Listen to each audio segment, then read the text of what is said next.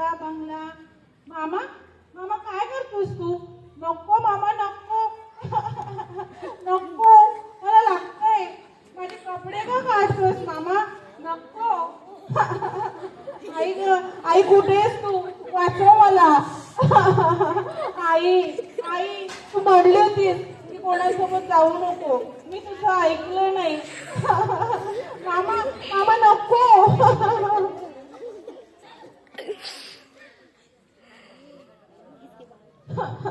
कोमल मामा माझा मामा नव्हताच. तो कोणीतरी दुसराच होता. त्याने चॉकलेट दिले आणि आणि आणि त्याने माझे कपडे काढले. नको नको तिथे स्पर्श केला आणि चटके पण दिले. मुलींनो मी चुकले. तुम्ही नाही चुकायचं.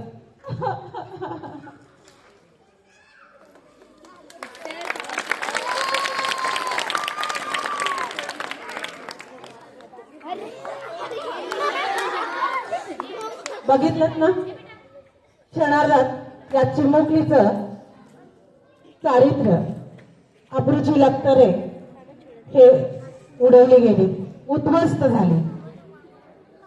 पोरींनो, जर कोणी तुम्हाला बक्षिसाचं आणि चॉकलेटचं आमिष देत असेल तर कुठेही जाऊ नका, आडवळणी जाऊ नका. आज आपण बघतो मीडियावर वर्तमानपत्रात की बलात्कार केला गेला, विनयभंग केला गेला. अशाच या चिमुकल्या 2-2 वर्षाच्या मुलींवर बलात्कार होतोय. म्हणून त्या आमिषाला बळी पडायचं नाही. कोणी आपल्या प्रायव्हेट पार्ट्सला हात लावत असेल तर लगेच आपल्या आईला सांगायचं, बाईला सांगायचं.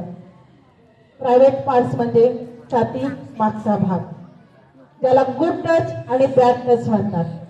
चांगला स्पर्श असतो तो शाबासकीचा असतो, प्रेमाचा असतो, जो बाप भाऊ आपले नातेवाईक देत असतात. परंतु कधी कधी वाईट स्पर्श असतो तो आपल्या प्रायव्हेट पार्ट्सला भागांना हात लावला जातो, त्याला बॅड टच म्हणतात. म्हणून गुड टच आणि बॅड टच या सगळ्या गोष्टी ओळखा आणि वेळीच सावध व्हा. धन्यवाद.